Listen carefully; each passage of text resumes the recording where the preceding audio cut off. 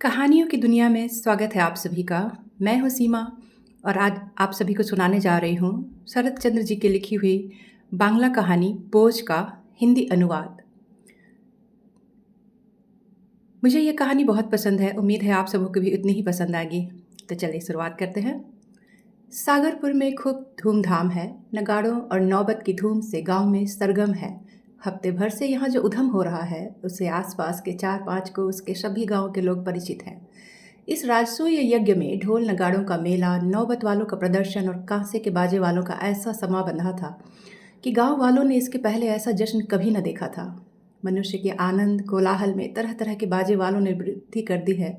इससे जो हंगामा पैदा हो गया है, इससे गांव का पशु समाज बहुत नाराज है, खासकर गाय और बछड़े। ढोल नगाड़ों के भयानक शोर से उनकी मर्म पीड़ा की सीमा नहीं रह गई। इस प्रकार के भयंकर समारोह का बहुत छोटा सा कारण था 14 साल के एक नाबालिग लड़के का विवाह। सागरपुर के जमींदार श्रीमान हरदेव मित्र के इकलौते बेटे के विवाह के लिए ही यह धूमधाम है। हरदेव मित्र काफ़ी बड़े आदमी हैं। उनकी आय भी 25-26 हज़ार रुपये सालाना की है। बेटे का नाम है श्रीमान सत्येंद्र कुमार मित्र और वह हेयर साहब के स्कूल में मैट्रिक क्लास में पढ़ रहा है। इतनी कम उम्र में ही विवाह हो रहा है, इसका एकमात्र कारण यह है कि बेटे सत्येंद्र मित्र की माँ की हार्दिक इच्छा है कि वे अपने एकमात्र बेटी की बहू का मुँह जितनी जल्दी हो सके देख लें। वर्धमान जिले के अंतर्गत दिलजानपुर के जमींदार श्रीयुक्त कामाख्या चरण चौधरी की बेटी सरला के साथ श्रीमान सत्येंद्र मित्र का विवाह हो गया। छोटी सी सुंदर बहू।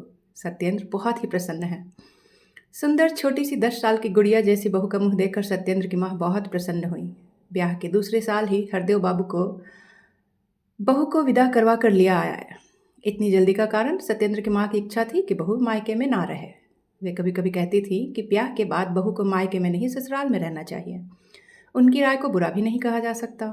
सत्येंद्र की पढ़ाई की सुविधा के लिए हरदेव बाबू सपत्नीक कलकत्ता में ही रहते थे। सरला को भी कलकत्ता आना पड़ा। कम उम्र की बहू होने के कारण सरला अपने ससुर बाबू से बोलती भी थी। यही नहीं, सत्येंद्र की उपस्थिति में वह सास से बातचीत करती थी। सास ससुर को इसमें आनंद ही मिलता। थोड़े दिनों के बाद कामाख्या बाबू सरला को बुला ले गए।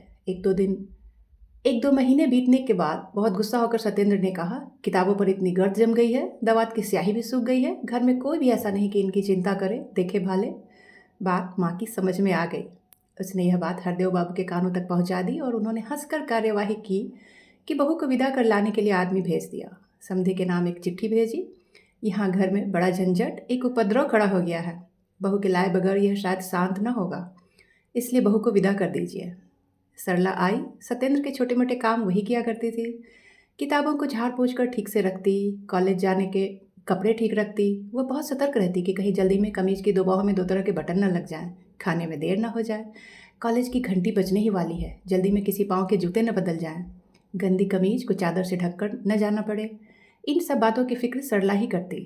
सरला के ना रहने पर यह सभी गड़बड़ियाँ हो जाती थी। अतः सरला ही यह सब अपने ऊपर लादे रहती, क्योंकि किसी और के काम सत्येंद्र को भाते न थे। सुशीला सरला की बड़ी बहन है। उसके बच्चे का अन्नप्राशन है, इसलिए कामाख्या बाबू अपने नाती के अन्नप्राशन के उत्सव के लिए सरला को विदा कराने कलकत्ते आए हैं। सुशीला ने सरला और सत्येंद्र के नाम निमंत्रण के साथ विशेष अनुरोध करके बुलाने का पत्र भी भेजा था। सरला इधर 3 साल से अपने मायके गई भी नहीं थी। सत्येंद्र भी जाने को राजी हो गया और बहुत प्रसन्नतापूर्वक कामाख्या बाबू बेटी दामाद के साथ वापस हुए। सरला की माँ इतने दिनों बाद बेटी व दामाद को देख बहुत ही खुश हुई। सरला ने भी आकर प्रसन्नता के कारण दोनों को बहुत सी बातें कर प्रसन्न कर दिया। अन्नप्राशन का शुभ कार्य बिना किसी बाधा के बीत जाने पर सत्येंद्र ने घर वापस आना चाहा। सास ने इस प्रस्ताव को किसी तरह न माना और कहा, इतने दिनों बाद तो आना हुआ है, कुछ दिन और ठहर लो तब जाना। सरला ने भी रोका। सत्येंद्र 2-4 दिनों के लिए और ठहर गया।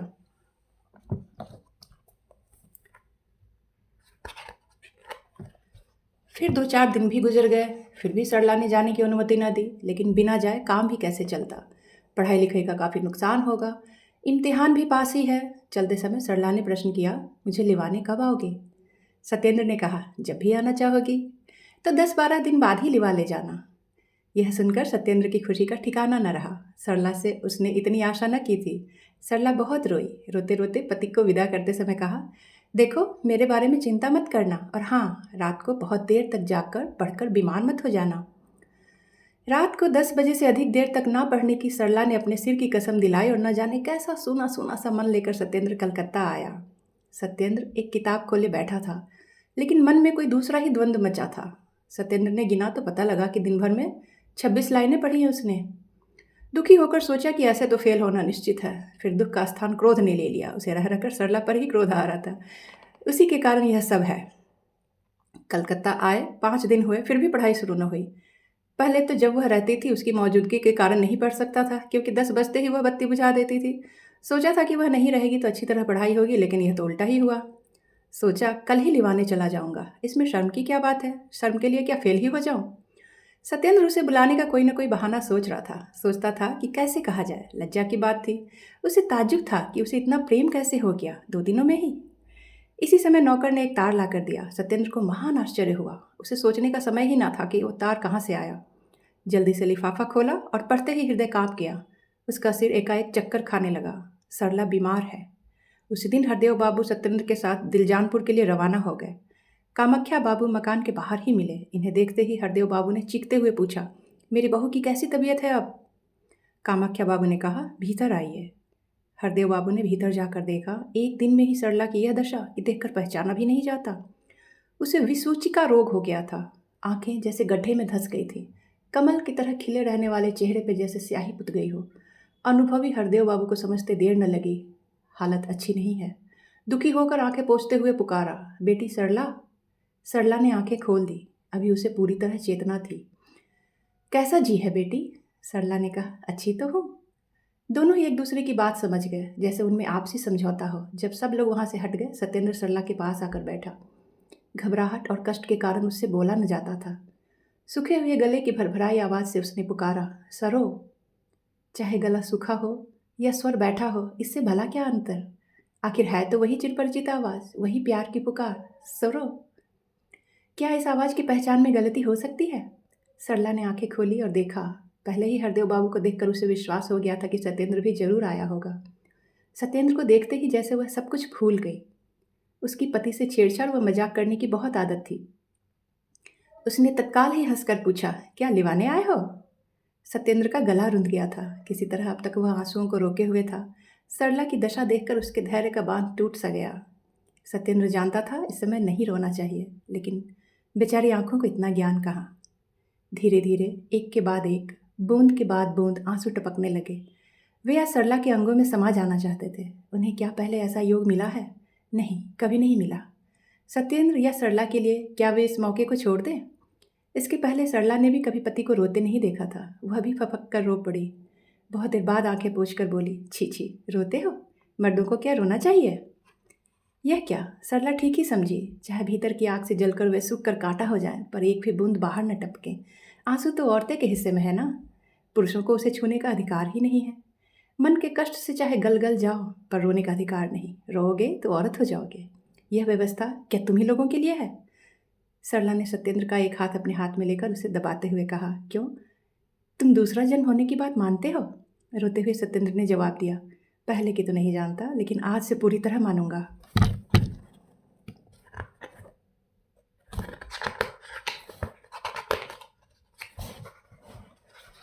सुनकर सरला के चेहरे पर हंसी की एक रेखा खिंच गई। दवा का समय हो गया था। हरदेव बाबू, कामाख्या बाबू और डॉक्टर साहब तीनों एक साथ कमरे में आए। डॉक्टर ने नाड़ी की जांच करके कहा, आशा तो बहुत कम है, आगे भगवान की मर्जी। भगवान की मर्जी से ही दूसरे दिन सवेरे ही 7 बजे के लगभग सरला का देहांत हो गया। सत्येंद्र शाम को पिता के साथ कलकत्ता लौट गया। पता नहीं क्या से क्या हो गया। कहाँ तो राजशैया पर सोकर इंद्रत्व के सुख का थोड़ा थोड़ा अनुभव होना शुरू हुआ था कि अचानक किसी ने जगा कर उठा दिया और सब कुछ मिट्टी में मिला दिया। आधी रात बीत गई है, नींद लगकर भी उचट गई। उठकर बैठ गया हूँ, अपनी जीवन संगिनी की उसी खाट पर पड़ा हूँ। सोचता हूँ कि क्या करूँ, रोऊं या हंसूं। सुख के सागर में अनंत की ओर बहता जा रहा हूँ कि अचानक किसी ने मुझे जाल में फंसा लिया है। जैसे जीवन का बहाव रुक गया है, सब कुछ उलट पुलट गया है। जीवन के केंद्र को भी जैसे कोई खींच कर घेरे के बाहर ले गया है। कहीं कुछ नहीं सूझता, ये क्या हो गया। घोर काली रात में खिड़की के पास बैठा सत्येंद्र नाथ सागरपुर का अंधकार देख रहा है। पेड़ पौधे भी न जाने कैसी खामोशी के साथ जैसे सत्येंद्र से बातें कर रहे हैं। साए साए करके हवा का एक झोंका निकल गया। जैसे कुछ कह गया। जरूर कहा है, लेकिन वही एक बात। सभी बस एक ही बात करते हैं, ये क्या हो गया। पपीहा भी अब पिया पिया के टेर नहीं लगाता, ठीक उल्टी बात कहता है। मर गई, मर गई। हमारे यह पीड़िकू भी जैसे अपनी आवाज़ भूल गए हैं। बहू बात कर की जगह अब बहू गई मर की रट लगाए हैं। सभी दूसरी दूसरी ही बोली बोल रहे हैं और साएं साएं करके यह हवा का जो झोंका बह रहा है वह भी ठीक यही बात कहता है। नहीं है, नहीं है, वो नहीं है। क्या हाल है सत्येंद्र? क्या सिर में दर्द ज़्यादा है? अब तो बात पुरानी हो गई, अब सो जाओ ना। अब क्या सदा खिड़की पर ही बैठा करोगे? सत्येंद्र अंधेरे में तारे खोज रहा था। सबसे मध्यम तारे को वह और ध्यान से देखने लगा। आंखें झपाने का मन ही नहीं होता, कहीं वह तारा न गुम हो जाए। धीरे धीरे जाने कब थक कर वह सो जाता। सवेरे नींद खुलने पर फिर उसी तारे को वह खोजने लगता। रोशनी से जैसे नफरत हो गई हो, क्योंकि इस रोशनी में वह तारा दिखाई नहीं देता। सत्येंद्र एमए के इम्तिहान में फेल हो गया। पास होने की इच्छा भी न थी। उत्साह का दीपक जैसे बिल्कुल बुझ गया हो। पास हो जाने से तारे क्या पास आ जाएंगे? हरदेव बाबू सबको लेकर गांव चले आए। सत्येंद्र की राय थी कि यहीं से पढ़ाई करके वह अच्छी तरह इम्तिहान की तैयारी कर सकता है। शहर के तमाम शोरगुल में पढ़ाई नहीं होती। सत्येंद्र भी अब पहले जैसा नहीं रहा। उसका चेहरा देखने पे ऐसा लगता था जैसे जमाने से उसे खाने को ही नहीं मिला है, या जैसे किसी लंबी बीमारी से वह अभी उठा हो। अक्सर दोपहर को कमरे का दरवाज़ा बंद करके सत्येंद्र दीवार पर टंगी तस्वीर झाड़ा पोछा करता, अपनी बिखरी किताबें सजाता, हारमोनियम का ढक्कन उतार कर साफ करता, सरला की साफ सुथरी किताबों को भी झाड़ता पोछता, खूब अच्छे और रंगीन कागजों पर सरला को चिट्ठी लिखता और उटपटांग पते लिखकर लिफाफों को एक बक्से में जमा करता जाता। सत्येंद्र के अंतःकरण से बार बार एक आवाज़ उठती, सत्येंद्र तुम अकेले ही नहीं हो, न जाने तुम जैसे कितने ही लोगों की तकदीर तुम्हारी तरह कच्ची उम्र में ही जलकर खाक हो गई है। क्या सभी तुम्हारी तरह पागल हो जाते हैं? सावधान हो जाओ सत्येंद्र, हर चीज़ की एक सीमा होती है। स्वर्गीय प्रेम की भी एक सीमा निश्चित है। अगर सीमा को पार कर जाओगे तो कष्ट के भागी होोगे, कोई रोक नहीं सकेगा। सत्येंद्र की माता बड़ी होशियार हैं। एक दिन उन्होंने पति से कहा, देखते हो जी हमारा सत्येंद्र कैसा होता जा रहा है। मालिक ने कहा, देखता तो हूँ, पर किया क्या जाए। दूसरा विवाह कर दो, अच्छी सुंदर बहू आएगी तो हमारा सत्य फिर से बोलने चालने लगेगा, हंसने लगेगा। उस दिन जब सत्येंद्र खाना खाने बैठा तो माँ ने बात चलाई, मेरी एक बात मानेगा बेटा? क्या? तुझे पुनः विवाह करना होगा। सत्येंद्र के चेहरे पर फीकी हंसी फैल गई। बोला, ये बात है? तो इस उम्र में यह सब क्या होगा? माँ ने अपनी आंखों में पहले से ही आंसू जुटा रखे थे। आंसू लुढ़का लुढ़का कर उन्हें पोंछते हुए उसने कहा, अरे बेटा, 21 की उम्र भी क्या कोई उम्र है? हाँ, सरला की याद आने पर यह बात करने का मन नहीं करता, लेकिन अब मन अकेला रहने को नहीं करता। दूसरे दिन हरदेव बाबू ने सत्येंद्र को बुलाया और यही बात कही। सत्येंद्र बोला, नहीं, चुप ही रहा। हरदेव बाबू पुरानी कहावत के अनुसार समझ गए, मौन सम्मति का ही लक्षण है। सत्येंद्र अपने कमरे में आया और सरला की तस्वीर के सामने खड़े होकर बोला, सुनती हो सरो, मेरा विवाह होगा। तस्वीर बोलती नहीं, बोलती भी तो क्या कहती, यही ना कि अच्छी बात है, और भला क्या कहती। सत्येंद्र का दूसरा विवाह कलकत्ते में हुआ। शुभ दृष्टि की रस्म के बाद समय सत्येंद्र ने देखा, लड़की बहुत सुंदर है। सुंदर होने दो, सोचा, सिर पर एक बोझ आ पड़ा है। विवाह के बाद 2 साल तक नलिनी ससुराल नहीं आई, नैहर में ही रही। ससुराल तीसरे वर्ष आई। चांद सी बहू का चेहरा देखकर सास ने सरला को भुलाने की कोशिश की, घर गृहस्थी एक बार फिर संजोने की कोशिश की। लेकिन रात में जब नलिनी व सत्येंद्र आस पास सोते तो दोनों ही एक दूसरे से बातचीत भी न करते। नलिनी सोचती, आखिर इतनी उपेक्षा क्यों? सत्येंद्र सोचता, जाने ये कौन कहाँ की है जो मेरी सरों की जगह आकर सो जाया करती है। नई बहू लज्जा के मारे पति से बातें नहीं कर पाती। सत्येंद्र प्रसन्न था कि नहीं बोलती सो ही अच्छा है। एक रात अचानक सत्येंद्र की नींद खुल गई तो देखा बिछौना खाली पड़ा था। चारों ओर गौर से देखा, कोई खिड़की पर बैठा है। खुली खिड़की से आती चांदनी में नलिनी के चेहरे का हिस्सा ही दिखा था, जो बड़ा आकर्षक लगा। नींद की खुमारी में सत्येंद्र ने बार बार देखा। चांदनी की चमक में नलिनी बहुत सुंदर लग रही थी। सत्येंद्र ने कान लगाया, नलिनी रो रही थी। सत्येंद्र ने पुकारा, नलिनी। नलिनी चौंक पड़ी, क्या पतिदेव ने उसे पुकारा? नलिनी की जगह कोई और होती तो क्या करती? सो तो नहीं जानता, पर वह चुपचाप आकर पास बैठ गई। सत्येंद्र बोला, रोती क्यों हो? क्यों रो रही हो? आंसुओं के बहने का वेग दूना हो गया। नलिनी की 16 वर्ष की उम्र में पति का यही प्यार करने की पहली बात है। बहुत देर तक मुंह के भीतर ही भीतर रो चुकने के बाद आंखें पोंछकर नलिनी ने धीरे से कहा, तुम्हें क्या मैं बिल्कुल नहीं सुहाती? पता नहीं क्यों सत्येंद्र को भी भीतर से रुलाई आ रही थी, पर अपने को रोक कर उसने कहा, क्या कहा? सुहाती नहीं? किसने कहा? केवल मैं तुम्हारी खोज खबर नहीं रख पाता। नलिनी चुपचाप सुनती रही।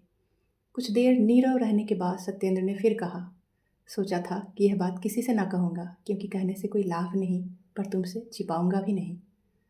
सभी बातें साफ साफ कर दूंगा तो तुम मेरी हालत को समझ सकोगी। मैं क्या करूं, मैं अभी भी सरला को, अपनी पहली स्त्री को भूल नहीं सका हूं। भूल सकूंगा इसका भरोसा नहीं। ना तो इच्छा है, ना लगता है कि कभी भी भूल सकूंगा। तुम एक अभागे से बांध दी गई हो, ऐसा भी विश्वास नहीं है कि तुम्हें कभी सुखी कर सकूंगा। तुम्हें मालूम ही है कि मैंने अपनी मर्जी से तुमसे विवाह नहीं किया, फिर अपनी मर्जी से तुमसे प्रेम भी कैसे करूं? गहरी रात के सन्नाटे में ये दोनों ही बड़ी देर तक बैठे रहे। सत्येंद्र समझ गया कि नलिनी रो रही है। क्या वह भी रोया था? एक के बाद एक सरला की बातें उसे याद आती रहीं। धीरे धीरे उसका वही चेहरा आंखों के सामने आ गया जब सरला ने पूछा था, क्या लिवाने आए हो? याद आ गया तो बिना बुलाए ही आंसुओं ने सत्येंद्र की दृष्टि धुंधली कर दी। फिर वे गालों पर बहकर नीचे गिरने लगे। आंखें पोंछकर सत्येंद्र ने नलिनी के दोनों हाथों को अपने हाथों में लेकर कहा, मत रो नलिनी, मेरा इसमें कितना हाथ है जानती हो? कोई नहीं समझता कि दिन रात मैं अपने भीतर ही भीतर कैसी यातना सह रहा हूँ। मेरा मन बड़ा ही दुखी है। अगर कभी यह दुख दूर हो सका तो शायद मैं तुम्हें प्यार दे सकूं और तभी तुम्हें जतन से रख सकूं। इस प्रकार के विषाद भरे स्नेह की बातों का अर्थ और मूल्य भला कितने लोग जान सकते हैं। नलिनी समझदार है, उसे पति की वेदना का अंदाज है। उसका पति उसे प्रेम नहीं करता, यह उसने पति के मुँह से ही सुना, पर वह पति से रूठ न सकी। उसने मान अभिमान भी नहीं किया। बेवकूफ़ लड़की, अगर इस 16 वर्ष की उम्र में भी नहीं रूठेगी, अभिमान नहीं करेगी, तो भला फिर कब करेगी? लेकिन नलिनी सोचती थी, रूठना, अभिमान दिखाना पहले है कि पति पहले है? उस दिन के बाद नलिनी की चिंता और परेशानी का एकमात्र विषय बन गया कि पति का दुख कैसे कम हो। वो क्या करे कि पति सौत की याद भुला सके। यह उसने एक बार भी नहीं सोचा। व्यथा में कोई व्यथा बांट ले, कष्ट में कोई सहानुभूति करे, दुख की बात कोई आग्रह व दिलचस्पी से सुने, तो उससे बढ़कर दुनिया में दूसरा साथी न होगा। इसके बाद सत्येंद्र कभी कभी नलिनी को बीते दिनों की बातें बताया करता था। अब तो कई कई रातें उसने इसी तरह की बातें सुनते सुनाते बीतने लगी। ऐसा नहीं कि केवल सत्येंद्र ही बातें करता, नलिनी भी पूर्ण आग्रह के साथ उन पूर्व प्रेम की बातों को खोद खत कर सुनती। 2 साल बीत गए। नलिनी की उम्र अब 18 साल की थी। अब उसे पहले की तरह कष्ट नहीं है। पति अब उसका अनादर नहीं करता। उसने ज़बरदस्ती ही पति के प्रेम पर अधिकार कर लिया है। फिर जोर ज़बरदस्ती करके जो कुछ लेना जानता है, उसे सहेज कर रखना भी जानता है। अब उसे कोई कष्ट नहीं। सत्येंद्र आजकल पवना का डिप्टी मजिस्ट्रेट है। पत्नी की कोशिशों से, पत्नी की सेवा से, एकाग्रचित्त के प्रेम से वह बिल्कुल बदल गया है। कचहरी के काम के बाद वह नलिनी के साथ बैठकर गपशप करता है। कभी कभी गाना बजाना और हंसी मजाक होता है। यह सब मिलाकर सत्येंद्र बहुत कुछ आदमी बन गया है। मनुष्य जो चीज़ प्राप्त नहीं कर पाता, वही उसके लिए महान प्रिय सामग्री बन जाती है। मनुष्य का ऐसा ही स्वभाव है। अगर वह अशांति में है तो शांति खोजता है, और अगर वह शांति में रहता है तो जाने क्यों बरबसी अशांति को अपने पास घसीट लाता है। छल को जानना, पकड़ना मानव आदमी का सहज स्वभाव है। जो मछली भाग जाती है, क्या वह बड़ी होती है? सत्येंद्र भी आखिर मनुष्य ही है। मनुष्य का स्वभाव तो नहीं बदलेगा ना। इतने प्यार, इतनी कोशिश, इतनी शांति के जीवन के बीच में भी कभी कभी अशांति की बिजली कौंध जाती है। एक क्षण के लिए बिजली जो हलचल पैदा कर जाती है, उसे संभालने में नलिनी को काफ़ी मेहनत करनी पड़ती है। कभी कभी हारने लगती है, जैसे अब उसके संभाले न संभलेगा। इतनी मेहनत शायद बेकार हो जाएगी। नलिनी से चींटी बराबर भी गलती हो जाती तो सत्येंद्र सोचता, सरला होती तो शायद ऐसा ना होता। होता या नहीं सो तो ईश्वर जाने, शायद ना होता, या हो सकता है इससे चौगुना भी हो जाता। लेकिन इससे क्या होता है, मछली जो भाग गई है। सत्येंद्र अभी भी सरला को भुला नहीं सका है। किसी दिन कचहरी के आते ही नलिनी उसे अगर ना दिखाई पड़ती तो वह फौरन सोचता, कहाँ ये कहाँ वो। नलिनी बड़ी होशियार है। वह सदा पति के पास ही रहती है, क्योंकि उसे यह मालूम है कि उसका पति अभी भी उसकी सौत को भूल नहीं सका है। एक बारगी ही भूल जाए ऐसी भी इच्छा नलिनी की नहीं है, लेकिन बेकार की बात याद कर करके मन में दुख को संजोना भी ठीक नहीं, इसलिए वह ज़्यादातर उनके पास ही रहने की कोशिश करती है। सरला को चाहे ना भूले हो, पर अब उसका अनादर नहीं करते, यही क्या कम है? नलिनी के लिए यही बहुत है। गोपीकांत राय पवना के ही एक बड़े प्रतिष्ठित वकील हैं। उनका भी एक मकान कलकत्ते में है, नलिनी के घर के पास ही। कोई पुराना रिश्ता है और इसलिए नलिनी उन्हें काका कहकर पुकारती है और उनकी धर्मपत्नी को काकी। यह काकी कभी कभी उनके यहाँ आती थी। गोपी बाबू भी कभी कभी समय निकाल कर आते। गांव के नाते के अपने इस चचिया ससुर को सत्येंद्र पूरा आदर देते। दोनों घरों में थोड़ी दूर रहने पर भी आपस में काफ़ी हेलमेल बना था। कभी कभी नलिनी भी काका के घर घूमने चली जाती। एक तो काका का घर, दूसरे उनकी लड़की हेमा से गहरी मित्रता, बचपन की सहेली ठहरी। कोई किसी को कैसे छोड़े। उस दिन 12 बजे थे। सत्येंद्र कचहरी गया था, कोई काम न था, इसलिए नलिनी चित्र बनाने बैठी। तभी एक गाड़ी गड़गड़ाती हुई डिप्टी साहब के दरवाजे पर रुकी। कौन आया? हेमा ही होगी, सोचने की जरूरत नहीं। बड़े शोर शराबे के साथ हेमा आ पहुंची। आते ही हेमा ने एकाएक नलिनी के बाल पकड़ लिए और बोली, अरे भाई, अब ज़्यादा पढ़ने लिखने की जरूरत नहीं है, उठो उठो, हमारे घर चलो, कल भैया की बहू आई है ना। नलिनी ने पूछा, बहू आई है तो साथ क्यों नहीं लेती आई? हेमा बोली, ये कैसे हो सकता था, अभी तो नई नई आई है, एकाएक तेरे यहाँ ही कैसे आ जाए। नलिनी ने कहा, तो मैं भी क्यों आऊँ? हेमा ने हंसकर कहा, अरे तू तो सिर के बल आएगी, मैं अभी तुझे घसीटे ले चलती हूँ। फिर जब बाल पकड़कर खींचा जाए और ले जाया जाए तो नलिनी ही क्या, सभी चले जाएंगे। बहरहाल नलिनी को भी जाना पड़ा। जाने में नलिनी को खास आपत्ति थी, क्योंकि एक बार हेमा के यहाँ जाने पर लौटने में बड़ी देर हो जाती है। कई बार तो ऐसा भी हो गया था कि हेमा के यहाँ गई नलिनी और लौटी तब जब सत्येंद्र कचहरी से वापस आ चुके थे। ऐसी स्थिति में जब घर नलिनी ना रहती तो सत्येंद्र को बड़ी दिक्कत व परेशानी होती। यूँ परेशानी को ध्यान में लाए या नहीं, नलिनी को बड़ी लज्जा व क्लेश होता, क्योंकि नलिनी को मालूम था कि कचहरी से आकर उसके हाथों द्वारा पंखे की हवा खाए बिना पति की गर्मी शांत नहीं होती। और इसे तो ईश्वर की ही मर्जी कहेंगे कि काफ़ी प्रयत्न करने के बाद भी नलिनी 7 बजे से पहले घर वापस ना आ सकी। घर आकर उसने देखा सत्येंद्र अखबार लिए बैठे थे। अभी कुछ खाया पिया भी नहीं। खिलाने का प्रबंध नलिनी अपने ही हाथ में ले रखा था। पास पहुंचने पर सत्येंद्र हंस पड़ा, पर नलिनी को उसका यह हंसना अच्छा न लगा। वह मन ही मन भीतर से कांप गई। आसन बिछाया और नलिनी ने पति को जलपान कराने की कोशिश की, लेकिन सत्येंद्र ने उसे छुआ भी नहीं। उसे बिल्कुल ही भूख न थी। काफ़ी मनाने पर भी कुछ न खाया। नलिनी समझ गई कि पति क्यों इस प्रकार रूठे हैं। आज हेमा की विदाई थी, ससुराल जाएगी। उसके पति उपेंद्र बाबू लिवाने आए हैं। इधर कई दिनों से नलिनी हेमा से मिल भी न सकी थी, इसलिए बहुत दुखी होकर हेमा ने उसे मिलने के लिए आने को कहलवाया है। नलिनी ने प्रतिज्ञा की है कि वह बिना पति की आज्ञा के कहीं भी न जाएगी। अब अगर प्रतिज्ञा की रक्षा के लिए पति की इंतजारी करती है तो प्रिय सखी से भेंट न हो सकेगी। नलिनी बड़े झंझट में फंस गई। हेमा 3 बजे की गाड़ी से ही चली जाएगी, फिर पति तो इसके बाद ही आएंगे, आज्ञा कैसे ली जाए। बहुत मानसिक वाद विवाद के बाद नलिनी ने जाने का ही निश्चय किया। जाते समय दासी ने कहा, ठीक 3 बजे राय बाबू के यहाँ गाड़ी भिजवा दें। नौकरानी ने समय से गाड़ी भेजी भी, लेकिन हेमा 3 बजे की गाड़ी से नहीं गई और इसलिए उसने नलिनी को भी किसी तरह नहीं आने दिया। बहुत जिद करने पर भी हेमा ने उसे नहीं छोड़ा। हेमा बहुत दिनों के लिए ससुराल जा रही थी और अब न जाने कब भेंट हो, इसलिए अपनी प्यारी सहेली को इतनी आसानी से कैसे आने देती। नलिनी वहाँ यह कहने में शर्माती थी कि वह इसलिए जल्दी जाना चाहती थी कि देर होने से पति नाखुश होंगे, और फिर ऐसी बात सहज ही कोई कहे भी कैसे। इतनी हीनता खुद कैसे स्वीकार की जाए, फिर इस उम्र में तो और भी असंभव है।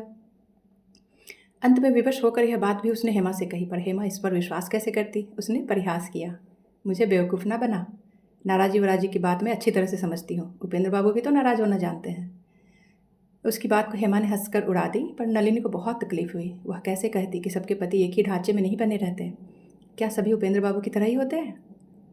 नलिनी जब घर वापस आई तब रात के 10 बज चुके थे। इतनी रात बाद जब आकर उसने पता लगाया तो जाना कि सत्येंद्र बाबू बाहर ही सो गए हैं। मातंगिनी उर्फ मातू नलिनी के नैहर की नौकरानी है। वह नलिनी के साथ आई है, पुरानी नौकरानी है। वह नलिनी से बहुत स्नेह रखती है। इसी स्नेहवश उसने आज नाराज़ होकर नलिनी को 10-20 बातें सुना भी दी। घर भर में केवल उसी को यह बात मालूम थी। सत्येंद्र बाबू ने बहुत गुस्सा होकर बाहर के ही कमरे में बिस्तर लगाने को कहा था। गहरी रात में जब वह अपने बिस्तर पर पड़ा, सत्येंद्र आंखें मूंदे अपनी पूर्व स्मृतियों को याद करने का प्रयत्न कर रहा था और मन ही मन विचार कर रहा था कि इतने दिनों से भूला हुआ कमल की तरह खिला सरला का चेहरा और नलिनी का चेहरा कुछ मिलता है या नहीं। जबकि उसके मन में सरला के प्रेम के सामने नलिनी का प्रेम सागर के सामने पोखर का जल मात्र था। तभी बहुत धीरे से कमरे का दरवाज़ा खोलकर नलिनी कमरे में आई। सत्येंद्र ने आंखें खोलकर देखा, नलिनी ही थी। आकर नलिनी सत्येंद्र के पैताने पर बैठ गई। सत्येंद्र ने आंखें बंद कर ली। इसी तरह सन्नाटे में काफ़ी समय बीत गया। तब सत्येंद्र नाराज हुआ। करवट बदल कर पुरुष के मान के अनुरूप स्वर में कहा, तुम यहाँ कैसे? नलिनी रोने लगी। कुछ जवाब न था। अपराधी को रोते देख डिप्टी साहब का गुस्सा और बढ़ गया।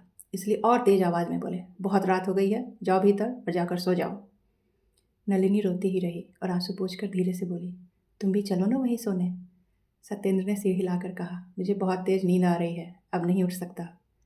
रोने से सत्येंद्र का गुस्सा बढ़ता है, नलिनी यह जानती थी, इसलिए उसने आंसू पोंछ डाले। पति के सामने वह कभी न रोएगी। धीरे धीरे पति के पाँव पर हाथ रख कर कहा, सिर्फ इस बार मुझे क्षमा कर दो, यहाँ तुम्हें सोने में तकलीफ होगी, भीतर चले चलो। लेकिन सत्येंद्र ने जैसे प्रतिज्ञा कर ली थी कि अब वह भीतर नहीं जाएगा। उसने कहा, इतनी रात बीते, अब तकलीफ की बात सोचने की बात बेकार है, तुम जाकर सो, मैं भी सोऊं। नलिनी सत्येंद्र को खूब अच्छी तरह जानती थी। विवश होकर वह लौट गई और सारी रात रोते रोते बिता दी। नलिनी ने अपने मन ही मन कहा, अरे हेमांगिनी, एक बार आकर देखती क्यों नहीं, नाराजी वराजी की बात अच्छी तरह समझती है ना, अब मिटावे ना इस झगड़े को। दूसरे दिन भी सत्येंद्र घर के भीतर नहीं गया और न ही नलिनी के सामने आया। नलिनी ने एक चिट्ठी मातो के हाथ भिजवाई। सत्येंद्र ने उसे बिना पढ़े ही फाड़ कर फेंक दिया और मातो को डांटा भी, अब यह सब मत लाया करो, समझी। 4-5 दिन बाद अचानक नलिनी के बड़े भाव नरेंद्र बाबू पवना आए। अचानक भैया को आया देखकर नलिनी बहुत ही प्रसन्न हुई, लेकिन अचानक आने से आश्चर्यचकित भी काफ़ी थी। कैसे भैया? नरेंद्र ने हंसकर नलिनी से कहा, घर चलने के लिए इतनी ज़्यादा क्यों उतावली है बहन? उतावली? इस बात का मतलब नलिनी उसी समय समझ गई। उसने हंसकर कहा, तुम लोगों को बहुत दिन से नहीं देखा था। फिर उस दिन पति के चरणों में प्रणाम करके नलिनी अपने भाई के साथ जब गाड़ी में बैठकर चली गई तो उस रात सत्येंद्र 1 मिनट को भी न सो सका। वह रात भर चिंता में डूबा ही रहा, सोचता रहा, इतना न करने से भी तो काम चल ही सकता था। रह रह कर वह पछता भी रहा था और कई बार उसके मन में आया भी, समय है अभी, गाड़ी वापस मंगाई जा सकती है, पर हाय रे पुरुष का अभिमान। उसी के कारण नलिनी को जाना भी पड़ा और वह वापस भी ना आ सकी। जाते समय मातू भी नलिनी के साथ ही गई। वह अकेली ही इस अचानक विदाई का कारण और अर्थ समझती थी। नलिनी ने मातू को खास तौर पर मना किया कि घर में वह किसी से भी इस बात का कतई जिक्र ना करेगी। नलिनी समझती थी कि अगर किसी भी तरह यह बात खुल गई तो उसके पति की ही बदनामी होगी, वह अच्छे हों या बुरे हों। कोई उसके पति की आलोचना या बुराई क्यों करेगा। नैहर पहुंचकर नलिनी ने माँ व पिता को प्रणाम किया, छोटे भाई को गोद में उठाकर प्यार किया, सब कुछ किया, पर हंस न सकी। माँ ने कहा, प्यारी बिटिया नलिनी एक ही दिन की गाड़ी की यात्रा में थकान में सूख गई है। लेकिन वह मुरझाया हुआ सूखा चेहरा फिर प्रसन्न और हरा न हो सका। संसार में अक्सर ऐसा ही देखा गया है कि किसी मामूली सी बात के कारण ही भयंकर बुराई पैदा हो जाती है। शूर्पणखा की मामूली से चित्त चंचलता के कारण सोने की लंका भस्म हो गई। एक बहुत मामूली सी रूप लालसा ही तो ट्रॉय के नाश का कारण बनी। राजा हरिश्चंद्र भी तो एक बहुत ही मामूली कारण से विपत्ति में फंसे थे। संसार में ऐसे उदाहरण भरे पड़े हैं। यहाँ भी एक साधारण से अभिमान के कारण ही तो ये भयानक विपत्ति उपस्थित हो गई है। बेचारे सत्येंद्र नाथ को ही क्यों दोष दिया जाए। नलिनी ने तो कभी भी अभिमान नहीं किया। पति के सुख दुख का ही ख्याल करके वह सदा सब सहती रही, लेकिन अब उससे सहा न गया। उसने सोचा कि अगर इस बहुत छोटे से कारण के लिए उसे पति ने त्याग दिया है, वह मर ही क्यों नहीं जाती। अभिमान की ज्वाला से नलिनी सूखने लगी। उधर सत्येंद्र का अभिमान भी ठंडा हो गया था, जिसके बिना 1 मिनट भी काम नहीं चलता। उसके लिए झूठा अभिमान भी भला कितने दिन चलता। अभिमान महान दुख का कारण बन गया है। सत्येंद्र रोज बाट जोहता, शायद आज नलिनी की चिट्ठी आए, शायद वह लिखे, मुझे आकर लिवा ले जाओ। सत्येंद्र सोचता, इतनी बार चिट्ठी आ जाए तो फिर सिर पर बिठा कर लेके आऊँगा, फिर भविष्य में किसी प्रकार की अनुचित व्यवहार नहीं करने की उम्मीद है, लेकिन भला होनी को कौन टाल सका है। वह बदा है तो होकर ही रहेगा। हम और तुम तो बहुत ही क्षुद्र प्राणी मात्र हैं। आज गिनते गिनते 6 महीने बीत गए। अभागिनी नलिनी ने कुछ भी न लिखा, एक भी चिट्ठी नहीं लिखी। सत्येंद्र नाथ का पापी मन टूट गया पर झुका नहीं। 6 महीने किसी तरह कटे, पर अब एक एक दिन सत्येंद्र को भारी हो रहा था। जब मन की सहन शक्ति घटने लगती है तो अभिमान फिर ताज़ा होने लगता है। सत्येंद्र का अभिमान भी ताज़ा हो गया, फिर उसमें क्रोध भी जुड़ गया। हित अहित का ज्ञान न रहने से सत्येंद्र को अपना दोष भी न दिखता था। उसने सोचा, जब इतना अहंकार है तो उससे बदला भी वैसे ही लेने की ज़रूरत है। किसी ने भी अपना दोष न देखा, कोई भी नहीं देखता। दोनों ही आधे मिले दिल फिर धीरे धीरे दूर होते गए। यौवन के प्रारंभ में अर्धविकसित लता को किसने खींच कर बढ़ाया था, लेकिन अब सहा भी तो नहीं जाता, अब तो टूटने की स्थिति आ गई है। सत्येंद्र नाथ, तुम्हें दोषी नहीं कहा जा सकता, उसे भी दोष नहीं दिया जा सकता। दोनों ने ही गलती की है, दोष नहीं किया है। गलती दिखाने पर किसी आत्मग्लानि अधिक होती है, भगवान जाने। यह न हम समझते हैं और न तुम ही समझते हो। समझ में ही नहीं आता कि किस इच्छा, किस आकांक्षा, किस साध की पूर्ति के लिए तुम दोनों ने इतना कर डाला। साध कभी नहीं मिटती, मिटाने की बात भी नहीं। क्या साथ है सो भी शायद कोई ठीक से नहीं समझता। फिर भी कातर हृदय न जाने किस अतृप्त आकांक्षा के लिए हर समय हाहाकार करता रहता है। क्या होता है, क्यों अदृश्य गति लक्ष्यहीन होकर परिचालित होती रहती है? इसका निर्णय करना बड़ा कठिन है। जो होनहार है वो तो होगा ही, इच्छा रखकर भी क्या, मन के साथ द्वंद्व युद्ध करके भी तुम्हें अपराध से क्या छुट्टी दे सकूंगा? इतनी रूपवती, इतनी गुणवती बहू है, फिर भी लड़के को पसंद नहीं आ सकी। गृहिणी के कलेश व दुख का क्या कहना। यह सोच सोच कर एकदम उदास हो रही है। ऐसी चांद सी बहू के आने पर भी घर गृहस्थी न बच सकी। माँ के हजारों प्रयत्न करने पर भी बेटे का मन न बदला, लेकिन अब और उपाय ही क्या है? लड़के को ही अगर पसंद न आई तो बहू ही क्या है? लड़के के आदर से ही तो बहू का आदर है, और इसमें किसी का क्या दोष? अगर खुद देखभाल कर पसंद करके कहीं ब्याह कर ले तो क्या मैं उसे रोक सकती हूँ? इसी प्रकार के वाक्यों का उच्चारण करते करते अपने अभ्यास के अनुसार वे वरंडाला सजाने फिर बैठ गई। हरदेव बाबू का देहांत 2 साल पहले हो चुका है। उनकी याद आते ही आंखों में आंसू भर गए। फिर सरला की याद आई, फिर नलिनी की याद आई। आंसुओं की धारा का वेग बढ़ गया। जाने अब कैसी बहू आएगी। सत्येंद्र के पिता होते तो शायद अभागिनी की ऐसी हालत, ऐसे दिन न देखने पड़ते। सत्येंद्र ब्याह करके आया है। माँ वरण करके दोनों को घर में ले आई। जली आंखों में पानी भर आया। उस पानी को सुखाने की कोशिश करते हुए उन्होंने कहा, आंखों में न जाने क्या पड़ गया है कि बार बार पानी आने लगता है। गिरिबाला बहुत ही मुफ्फट लड़की है, जो चाहती है बोल देती है। नलिनी के साथ उसका बहनापा था, वह कहीं बैठी। इतनी ही उम्र में 3-3 बार तो हो चुका, अभी और कितनी बार जाने क्या क्या गिरेगा कौन जानता है। बात गृहिणी ने सुनी, सत्येंद्र के कानों तक गई। कल ही तो सुहाग रात है। कहीं से बड़े ठाट बाट व धूमधाम से एक भारी भरकम सौगात आई है वर वधू के लिए। ढाके की साड़ी, धोती, चादर और बहुत अच्छी अच्छी चीज़ें भी साथ हैं। वधू के लिए जैसी बनारसी साड़ी आई है वैसी कीमती और सुंदर साड़ी आज तक गांव में कभी किसी ने नहीं देखी थी।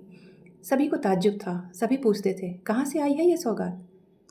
माँ बार बार घूंट पीकर कहती, सत्येंद्र के किसी मित्र ने भेजी है। गृहिणी ने आंखों के आंसू भी दबाए, सच समाचार भी छिपाया, रोते दिल से हंसते मुंह से सौगात की मिठाई बंटवा दी। सभी अपना अपना हिस्सा लेकर चली गईं। जाते वक्त राजबाला से बिना बोले नहीं रहा गया। अच्छी सौगात आई है। नृत्यकाली ने भी कहा, क्यों ना हो, बड़े आदमियों के यहाँ से ऐसी ही सौगातें आती हैं। धीरे धीरे जब यह बात दब गई तो योग माया बोल उठी, अच्छा कोई बताए कि फिर से ब्याह क्यों किया गया है आखिर? ज्ञानंदा ने कहा, क्या जाने बहन, कोई छिपी बात जरूर होगी, वरना यह पूरी रूप गुण से भरी बहू थी। क्या मालूम, कुछ समझ में नहीं आता। रासमणि नाई की बेटी है, उसकी दशा अच्छी ही है, देखने सुनने में भी बुरी नहीं, अच्छी ही है। हाँ, जरा नाक भर चपटी है। कोई कोई जो जलते हैं उससे, वे तो उसकी आंखों में भी दोष बताते हैं।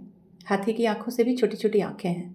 खैर जाने दो, इस निंदा से हमें कोई मतलब नहीं है। रासमणि ने जरा हंसकर कहा, तुम्हारे पास अगर थोड़ी सी बुद्धि होती ऐसी बातें कभी न करती। वह जो हर समय हमेशा ठक ठक कर हंसकर बातें करती थी, तभी हमें उस पर संदेह हो गया था। अरे उसका स्वभाव और चरित्र दोनों ही अच्छा नहीं था रे, बिल्कुल अच्छा नहीं था, नहीं तो भला इस तरह कोई कोई निकाल देता। और क्या, फिर से तीसरा ब्याह करते? मुंह से तो किसी ने उसकी बात पर कुछ न कहा, पर बहुतों की राय उसकी राय से मिल गई। और दूसरे ही दिन गांव के हर निवासी ने जान लिया कि रासमणि ने जमींदारी के घर का गूढ़ और छिपा रहस्य जान लिया है। और क्यों न हो, नाई की बेटी में भी इतनी बुद्धि न होगी तो ब्राह्मण या कायस्थ की बेटी में होगी। बात को सबों ने स्वीकार किया। अब गृहिणी की बारी आई। यह बात जब उनके कानों तक पहुंची, उन्होंने अपने कमरे के किवाड़ बंद करके एक बार की जमीन पर लोट लोट कर रोने लगी। कौन कहता है मेरी नलिनी उल्टा है, वह ऐसी नहीं हो सकती। पता नहीं क्या बात है, सरला के मुकाबले में मां नलिनी को ही अधिक प्यार व स्नेह करने लगी थी। वे जानती थीं कि जीवन भर के लिए नलिनी की तकदीर फूट गई है। माँ ने मन ही मन सोचा, कोशिश करूंगी, सत्येंद्र रखे तो अच्छा ही है, नहीं तो मैं उसे लेकर काशी वास करूंगी। अभागिनी को इस जन्म की सभी साधों पर पानी फिर गया। तब फिर चुपचाप उन्होंने दरवाज़ा खोला और मातू को बुलाकर फिर दरवाज़ा बंद कर लिया। यह मातू ही तो सौगात लाई थी ना। दोनों ही ने एक दूसरे को देखकर खूब आंसू बहाए। आंसुओं का काफ़ी विनिमय हुआ। किसी तरह नलिनी का सोने का सरंग काला पड़ गया है। किस अपराध के कारण सत्येंद्र ने उसे पांव से ठोकर मारी है, कितने कातर वाक्यों में उसने सास के चरणों में प्रणाम भेजा है, आदि विवरण मातू ने खूब अच्छी तरह आंसू बहाते और पोंछते हुए धीरे धीरे कह सुनाया। यह सब सुनकर गृहिणी का पहले वाला स्नेह 100 गुना बढ़ गया और पुत्र पर क्रोध व संताप पैदा हो गया। माँ के मन में भी दारुण अभिमान पैदा हो गया। क्या मैं सत्येंद्र की कोई नहीं हूँ? क्या वह मेरी सभी बातें यूं ही ठुकरा देगा? क्या मैं उसके लिए उपेक्षा योग्य हूँ? मेरी क्या कोई भी बात न चलेगी? मैं फिर से नलिनी को घर ले आऊंगी। मेरे घर की लक्ष्मी की यह दुर्दशा करनी चाहिए। उसी दिन दुखी माँ ने बेटे को बुलाकर कहा, नलिनी को जाकर लेवा लाओ। पुत्र ने सिर हिलाकर कहा, नहीं। माँ रोकर बोली, मेरी बहू नलिनी के नाम पर गांव भर में कलंक बरस रहा है। आखिर तू ही उसका पति है, क्या इस बात की भी मर्यादा न रखेगा? कैसा कलंक! इस तरह से निकाल देना और इस तरह से ब्याह कर लेना। भला मैं किस किस का मुंह बंद कर सकूंगी? किसी का मुंह बंद करके क्या होगा? तो भी क्या लाएगा? नहीं नहीं। माँ बहुत नाराज़ हो गई। वह पहले से ही हर प्रकार से तैयार होकर आई थी कि कैसे गुस्सा होंगी, कैसे बातें करनी होगी, लिहाजा अधिक कुछ भी सोचना न पड़ा। तैयार ही थी। बोली, तो कल ही मुझे काशी भिजवा दो, मैं भी फिर यहाँ एक पल भी नहीं रह सकती। सत्येंद्र अब वह पहले वाला सत्येंद्र न था। सरला के आदर का धन, खेल की चीज, शौक की वस्तु, अन्य मनस्क, उच्च मना, सरल हृदय, प्रफुल्ल वदन पति, नलिनी की अनेक अनेक जतन और अनेक कलेश से मन का सा बना हुआ सत्येंद्रनाथ अब नहीं था। उसने भी छाती पर अब पत्थर रख लिया था। लाज, शर्म, मान अपमान, हिताहित, ज्ञान सब कुछ उसने गंवा दिया था। उसने अपने आप अनायास ही कहा, तुम्हारी जो तबीयत हो करो, जहाँ तबीयत हो चली जाओ, मैं अब उसे नहीं ला सकता। माँ को स्वप्न में भी ध्यान न था कि सत्येंद्र के मुंह से ऐसा उत्तर सुनना पड़ेगा। रोती हुई वहाँ यहाँ से चली तो गई, लेकिन जाते हुए कहती गई, कुछ भी हो पर मेरी बहू उल्टा नहीं हो सकती। यह तुम अच्छी तरह समझ लो। गांव वाले भी चाहे जो अफवाह उड़ाएं, मैं उनकी बातों पर कभी कान न दूंगी। फिर बुआ जी ने सत्येंद्र को बुलाकर कहा, तुम्हारे किसी मित्र ने तुम्हारे लिए सौगात भेजी है, तुमने देखा या नहीं? सत्येंद्र ने सहज ही गर्दन हिला दी। नहीं तो किस मित्र ने? मुझे भी नहीं मालूम। तो बैठो, कपड़े उठा लाओ। थोड़ी देर के बाद बुआ जी एक गट्ठर कपड़े का ले आई। जब सत्येंद्र को दिखाया, उसने देखा कि सभी कपड़े बहुत ही कीमती हैं। वह आश्चर्य के सागर में डूब गया। कौन कौन मित्र भेज सकता है यह सब? कौन है यह? एक बनारसी साड़ी को अच्छी तरह उलट पुलट कर देखा तो उसके छोर में एक गिरह थी। उसे खोला, कुछ बंधा हुआ था। खोल कर देखा, एक छोटी सी चिट्ठी थी। दस्तखत देखकर सत्येंद्र के माथे पे जैसे धौंकन लग गया। लिखा था, बहन, स्नेह का यह उपहार वापस नहीं करना चाहिए, तुम्हारी बहन ने भेजा है, अवश्य इसे स्वीकार करना। उस दिन सुहागरात की फूलों की सेज सत्येंद्र के लिए कांटों की सेज बन गई। किसी युवक का अभिमान किसी बालक ने कभी देखा है क्या? सत्येंद्र की तरह अभिमान करके इतना बड़ा अनर्थ करते हुए भी किसी बालक को कभी नहीं देखा। बचपन में किताब हाथ में लेकर खेल करता था तो पिताजी ने उसकी सजा दी थी, जिसे भोगा था। सत्येंद्रनाथ, तुमने हृदय के साथ खेल किया है और फिर उसकी सजा से क्यों डरते हो?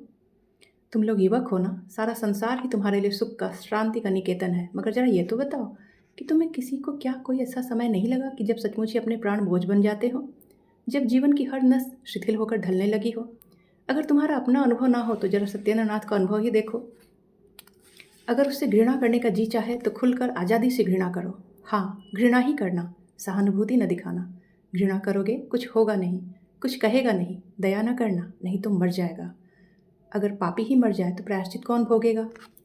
सत्येंद्र के शांतिमय जीवन का एक एक दिन भी एक एक असह्य बोझ बनकर आता है। दिन भर घायल की तरह छटपटाने पर भी वह उस बोझ को नहीं उतार सकता।